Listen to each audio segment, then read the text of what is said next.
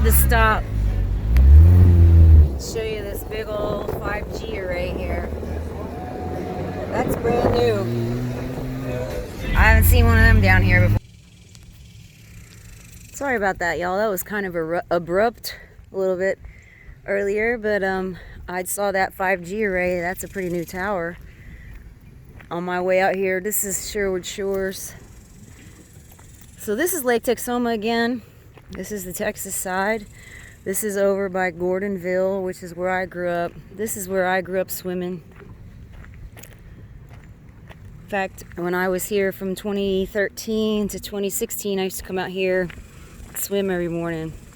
Now, the water is pretty low because actually last time I was here, I walked off of this ledge right here, and the water was right there at the edge, and you could just swim. Like, that's how high the water was. And that was, let's see, that had to have been November of 2016. So I like to swim in cold water. A lot of people think I'm crazy, but I like cold water. It makes my bones feel better. It's real pretty here. So down this direction is where the Willis Bridge is, which is a mile-long bridge that goes from Texas to Oklahoma. Back this way, if you go that way, you go over towards where I was before, the Denison Dam. That's west.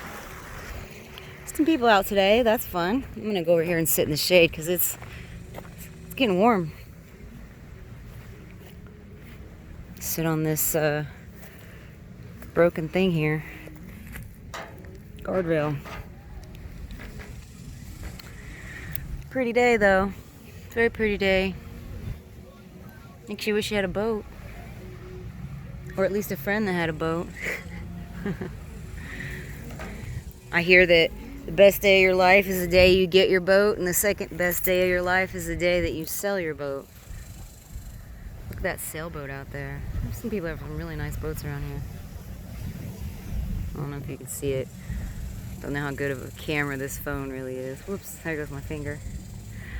I just went over to this place, a dairy that's in Collinsville, and picked up some raw goat milk and some kefir and some tea.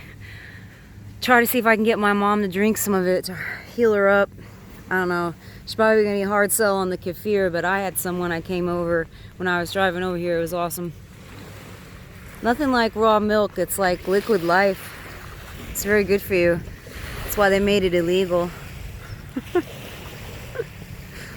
It's pretty silly.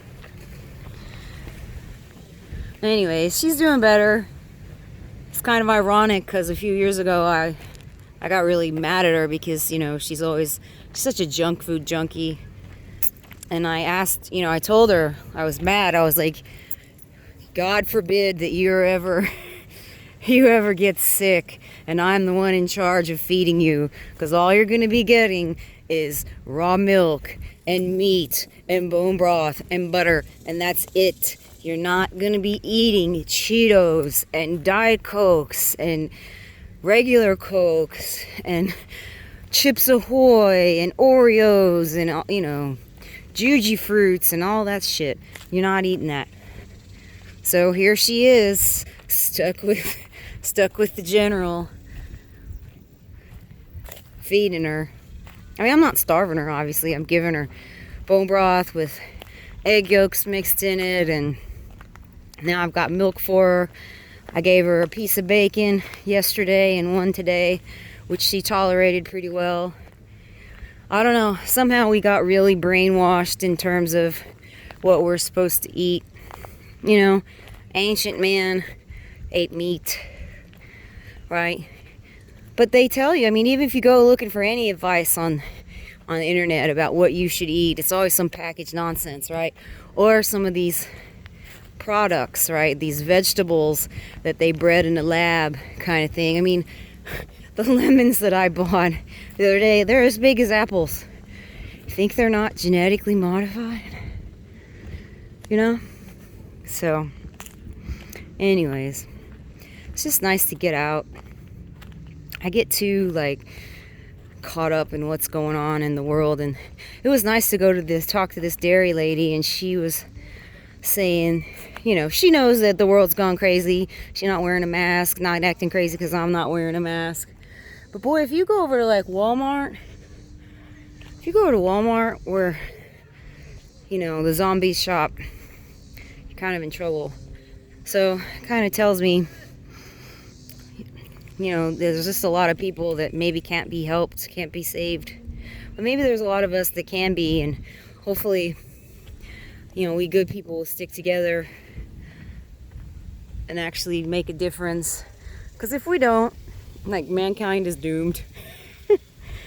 You know, if they can actually get it to where we'll accept a microchip over the common cold, right, and vaccines and all this stuff, I mean, it's just, there's really not going to be any hope. So it's like do or die, y'all. Do or die, now or never. And like, it was kind of shocking for me to see that 5G array, that tower out here. You know, this is like 90 miles, maybe 100 miles north of Dallas. So it's pretty much the middle of nowhere. At least that's what I thought when I was growing up. But it's probably better I grew up here. And then when I was really little, we lived in Houston. And that is, I mean, even back then, from like 1975 to 1979, when we lived there, I mean, the traffic was just unreal. It's really abysmal. And my parents wanted to get out of that area just because, you know, how do you raise two girls in a big city like that? You got to have a lot of money to keep them. You got to put them in a private school. You got to make sure they're hanging out with the right people. And, you know, it's very hard to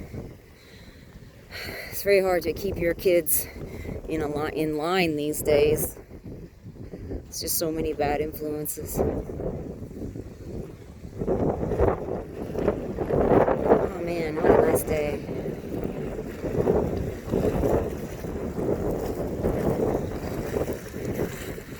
It's actually not that bad today. The wind is so nice here. The breeze is beautiful.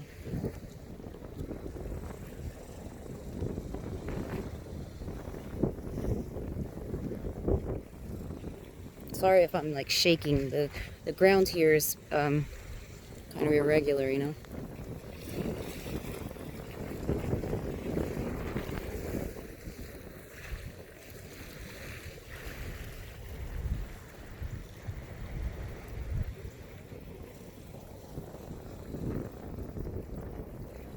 I like that sailboat. How pretty. Alright, well, I'm gonna let y'all go. Keep fighting a good fight. Take care, y'all.